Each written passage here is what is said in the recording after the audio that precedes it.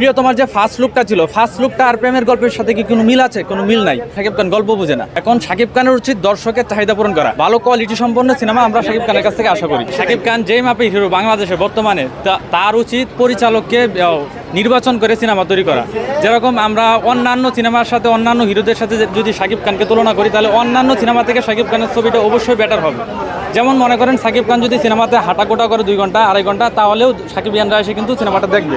কিন্তু এতে লাভ কার? লাভ হচ্ছে প্রযোজকের, শাকিব খানের তার পারিশ্রমিক পেয়ে যাবে।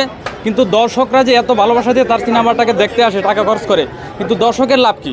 দর্শকের লাভ যদি, দর্শকের ভালোবাসা যদি পৌঁছা দিতে হয়, তাহলে শাকিব খানের উচিত ভালো পরিচালক দেখে সিনেমা তৈরি করা।